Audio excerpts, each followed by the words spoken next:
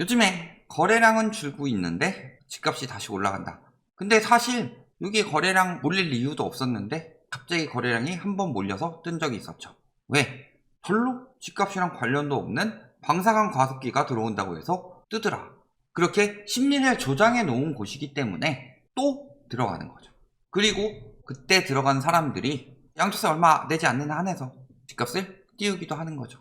그때 들어간 사람들이 뭐 차명 매수 한다든가 다주택자들도 많이 들어갔을 테니까 당시에는 비규제 지역이었죠. 그래서 그런 식으로 뜨고 있다. 근데 다시 또 뭐 신고가 찍느니 하면서 띄우려는 지역이 있죠. 어디예요?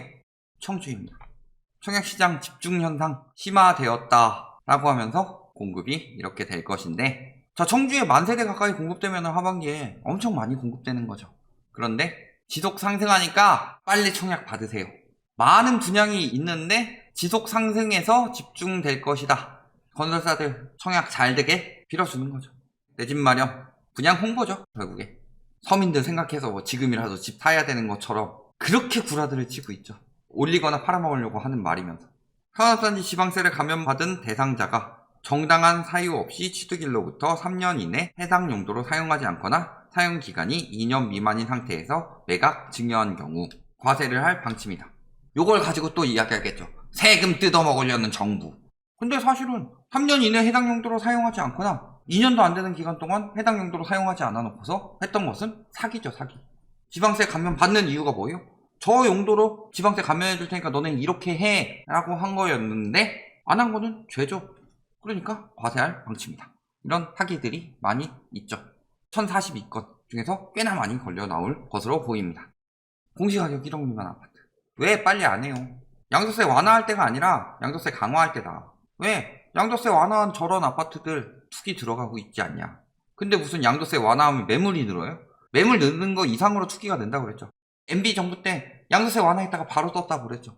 그러니까 지금 서울보다 수도권 지방 상승률이 왜 안 잡히느냐? 저거 때문이야, 저거. 10억짜리가 1억 오르면은 10% 오르죠. 근데 1억짜리가 3천 오르는 거. 이거보다 이게 더 쉬워 보이죠. 근데 이건 30% 상승이에요. 소액 갭투기를 막아야 돼요. 지금 소액 갭투기 왜 안 막아요? 그러니까 떨어진 단지들 나와도 지수상으로는 계속 늘어나는 것처럼 보이지. 갭투기 증가한 데들 보면은 외곽 쪽으로 많이 번져 나가고 있다라는 거죠. 평택, 아산, 이것도 충남이지만 충남 쪽에서도 수도권 외곽이라고 볼 수 있는 지역들이 있죠. 시흥, 청주. 경상도 쪽 들어간 거는 어디서 많이 샜겠어요? 부산, 울산, 대구, 창원, 포항 이렇게 먼저 들어갔던 지역에서 이런 데로 번지는 거죠. 지금 외곽으로 밀려나고 있다는 건 끝물 신호예요. 지금 상황에서 금리 인하 또 될 것 같아요? 당시에 외곽 지역으로 번지면서 끝물 신호 떴는데 왜 집값이 다시 올랐냐? 금리를 낮춰버렸으니까. 경제 위기가 와서. 그것도 우리나라로부터 촉발됐냐? 아니죠. 외국에서 갑자기 촉발된 경제 위기. 코로나도 미중 무역 전쟁도 경제 위기가 와서 그걸 막으려고 금리 낮춰놨더니 그걸로 집값 띄워놓고서 여기 와가지고 아직도 라이트하우스는 2년 넘게 지금 하락을 이야기하고 있는데 아직도 안 떨어진다. 안 떨어지는 이유 뭐예요? 1억 미만, 3억 미만 갭투기 들어가는 거. 그 다음에 금리 낮춰가지고 작년, 재작년에 패닉바잉 일어났던 거. 전세자금 대출 규제 안에서 무주택 갭투기 들어가는 거. 다주택 갭투기 들어가다가 이제 1주택 갭투기까지 들어가다가 작년부터 무주택 갭투기만 남은 거죠. 이런 식으로 갭투기가 늘어나니까 거래 현황 보면 어때요? 1억 미만 아파트들을 이렇게 띄우고 있습니다. 이만큼이 거품이란 거예요. 이만큼이. 거품이 33% 정도죠. 전체에 비하면. 그러니까 기본 100 정도 되면 지금 한 150 정도 쌓인 거다. 1, 2, 3위. 엄청난 거주 요건 때문에 그런 게 아니라 뭐예요? 지금 다 1억 미만 갭투기 다주택들이 들어간 거다. 거래량 1, 2, 3위가 다 이거죠. 그러면서 전세가 끌어올린 거예요. 갭이 작아야 계속 팔 수 있으니까. 임대차 3법 때문이라고 운운하면서. 1억 미만 갭투기 저런데 전세 가격 이 정도로 들어갈 사람들이 돈이 많은 사람들은 아니죠. 대출 줄어들면 어떻게 될까요? 금리가 올라가면은 대출이 줄어들 수밖에 없다. 왜? 그만큼 빌릴 여력이 안 되기 때문에.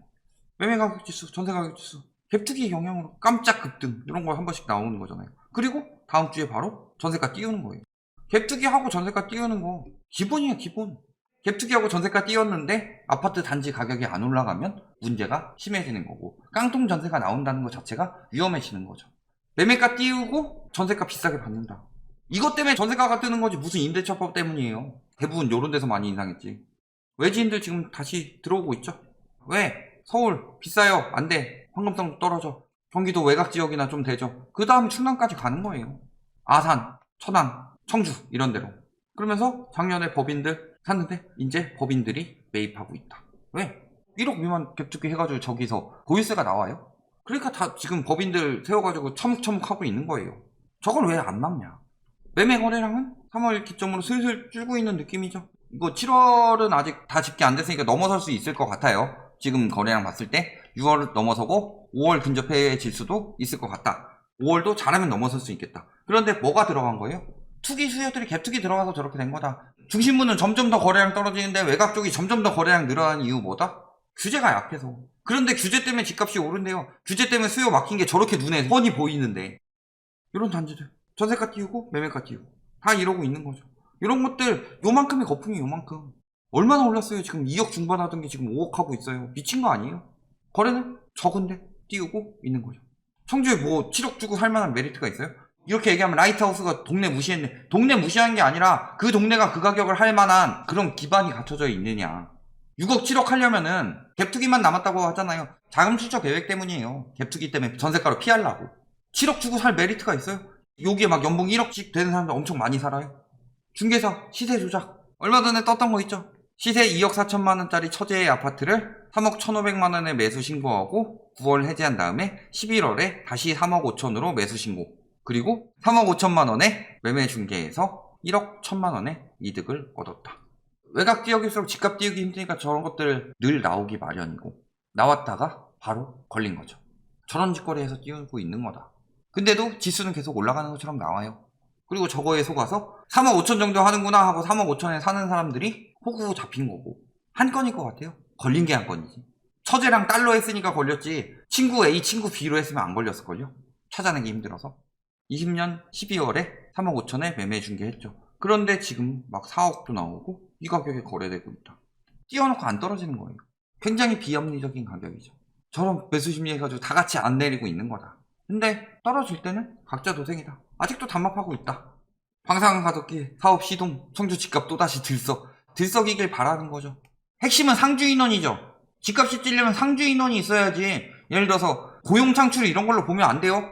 건설업 하시는 분들, 이런 분들 고용 창출이죠. 그 다음에 건설업 보조해 주신 분들, 예를 들어서 뭐 밥차라든가 이런 것들도 고용 창출이죠. 아르바이트, 속칭 노가다 이런 것도 고용 창출이죠. 고용 창출 아무리 많이 되면 뭐예요? 내가 방산가습기 건설업 아르바이트를 하기 위해서 청주에 아파트를 사야지? 말도 안 되는 소리죠. 그러면은 결국엔 뭐냐? 이런 거 다 빼고 여기 상주 인원이 얼마나 되냐? 200명도 안 돼요. 그 사람들 가족 이끌고 내려와도 200가구예요. 근데 내려와요? 그렇게? 그럴 거면 세종시에는 왜 저기 공무원들이 집만 사놓고서 지들은 안 내려오고 갭투기 했겠어요? 안 내려와요.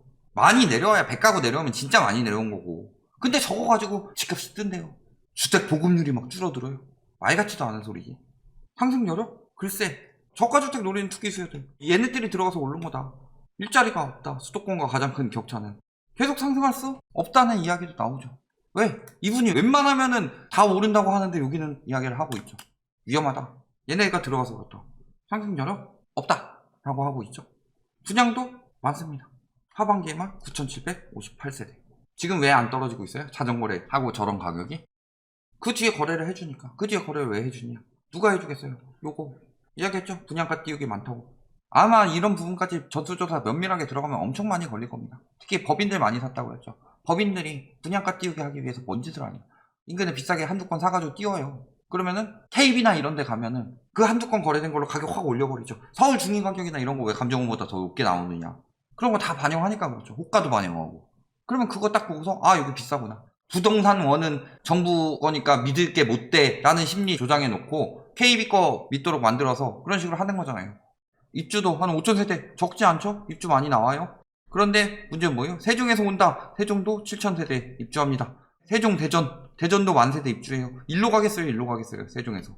입주 많다는 거예요. 인근도 많고. 입주도 절대 안 부족하죠. 분양이 부족해요? 입주가 부족해요? 뭐가 부족해요? 공급 안 부족하죠. 투기 수요들만 저렇게 들어가고 있다. 근데 문제는 저 투기 수요들이 뒤늦게 들어가서 저런 것들 샀는데 나중에 누가 환금해주냐. 외곽 지역은 누가 사줘야 되는데 수도권부터 떨어지기 시작하면 저거 다 애물단지 되는 거예요. 저런 거 부러워하면 안 된다. 별로 왜 올라요? 진짜 솔직히 말씀드릴까요? 글쎄 점점점 오를 이유가 없다. 뭐 때문이에요? 그냥 뭐 자전거래는. 그 다음에 1억 미만 갭투기. 이런 것들이 들어가서 오를 뿐이지 오를 이유가 없다. 심지어는 집값 맨날 뜬다는 전문가도 절레절레 하는 지역이다. 그 정도로 뜰 이유가 없는데 뜨고 있다. 뭐 때문에? 건설사 분양 많으니까 분양가 띄우게 하려고. 하반기에만 10,000세대 가까이 들어오는데 청주에 10,000세대면 엄청난 공급이죠. 그런데 그거 띄우려고 집값 띄우고 있는데 아이고 좋아라 하고 다 같이 들어가고 있다. 다 같이 망하는 지름길이다. 요거 알아두시기 바랍니다.